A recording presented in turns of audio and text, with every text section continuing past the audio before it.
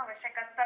पैठणी साडी ही नुकतीच पेटंटसाठी नोंदणीकृत करण्यात आली आहे. अशा अनेक गोष्टींचं पेटंट घेण्यासाठी IIT खरगपूर इथून शिक्षण घेऊन आलेले यशोदीप देशमुख यांनी पुढाकार घेतलाय. रोजच्या रोज अनेक नवनव्या गोष्टींचा शोध जगामध्ये लागत असतो. मात्र एखाद्या नाविन्यपूर्ण रीतीने बनवलेल्या किंवा शोध लावलेल्या गोष्टीचं आपण पेटंटसाठी नोंदणी करणार नाही तोपर्यंत आपण त्या शोधावर आपला हक्क सांगू शकत नाही. भारतात पेटंट कायद्याबाबत उदासीनता असल्यानं अनेक नाविन्यपूर्ण गोष्टी असूनही आपण या गोष्टींवर आपला हक्क सांगू शकत नाही. मूळ भारताचं उत्पादन असलेल्या सुगंधित बासमती तांदळाचं पेटंट एका अमेरिकन कंपनीनं काही वर्षांपूर्वी मिळवलं होतं. त्यावेळी भारत सरकारनं मोठी न्यायालयीन लढाई जिंकत बासमती तांदळाचं अमेरिकेकडे गेलेलं पेटंट पुन्हा परत मिळवलं होतं. हे पेटंटचं संरक्षण मिळणं यासाठी सुद्धा आवश्यक आहे, कारण यातून आपण ग्रामीण रोजगाराला चालना देऊ शकतो. पारंपरिक उद्योगांना जगवण्याचं काम आपण यातून घडवून आणू शकतो आणि आंतरराष्ट्रीय बाजारपेठेमध्ये आज या वस्तूंना निर्यातीसाठी फार मोठी डिमांड आहे, फार मोठी मार्केट आहे आणि त्यांना जर आपल्याला आंतरराष्ट्रीय मार्केटमध्ये संरक्षण मिळवून द्यायचं असेल तर या कायद्याची एक आवश्यकता आहे. औरंगाबादची शान असलेल्या पैठणी साडीचं पेटंट नुकताच नोंदणीकृत करण्यात आलंय. पैठणी साडीची कोणी अनधिकृतपणे विक्री करू नये यासाठी शहरातल्या यशोदीप देशमुख यांनी प्रयत्न केले होते. IIT खरगपूर इथून पेटंट कायद्याबद्दलचं शिक्षण पूर्ण केल्यानंतर राज्यात असलेल्या अनेक गोष्टींचं पेटंट करून घेण्यासाठी यशोदीप देशमुख प्रयत्न करत आहेत.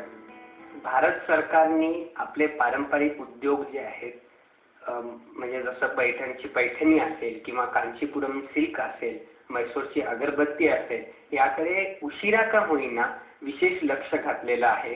त्या दृष्टीनेच मी सुद्धा मराठवाड्यातला एक पेटंट अटर्नी म्हणून इथल्या विद्यार्थ्यांमध्ये, इथल्या लोकांमध्ये पेटंटबद्दल जनजागृती आणून आपण जर काही योगदान देऊ शकलो आणि त्यांच्यामध्ये ही संशोधनात्मक वृत्ती वाढवू शकलो तर निश्चितच आपल्या विभागाचा, इथल्या विद्यार्थ्यांचा फायदा होईल.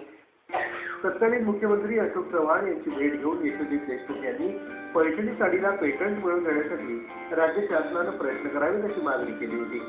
यानुसार राज्य शासनानं प्रयत्न केले आणि अखेर पैठणी साडीचं पेटंट नोंदणीकृत करण्यात आलंय.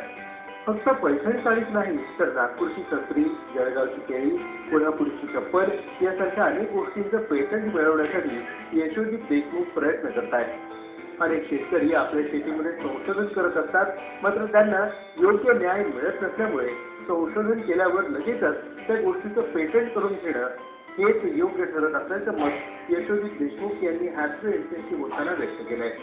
जर आपल्याकडे जे आहे त्याची आपल्याला जर किंमत नसेल, त्याची जर आपल्यालाच माहिती नसेल तर नक्कीच आपण संरक्षण करू शकणार नाही. तुम्ही जर एखादं संशोधन करत असाल तर कृपया त्याची मीडियामधून किंवा इतरही अशी मोठ्या प्रमाणावर चर्चा होऊ देऊ नका. पहिले पेटंटसाठी तुम्ही प्रयत्न करा. पेटंट रजिस्ट्रेशन केल्यानंतरच तुम्ही नक्कीच जगाला सांगू शकता आणि त्यातून आर्थिक फायदा सुद्धा मिळवू शकता. 2005 साली केंद्र शासनानं पेटंट कायद्यात काही सुधारणा केल्यामुळे हा कायदा लोकाभिमुख बनला आहे. सरकारनं पेटंट कायदा अधिक लोकाभिमुख केला असला तरी देखील नागरिकांनी सुद्धा आपल्या संशोधनातून निर्माण केलेल्या गोष्टींचं पेटंट घेणं गरजेचं तर आहे, पण ही सध्याच्या काळाची गरजही आहे.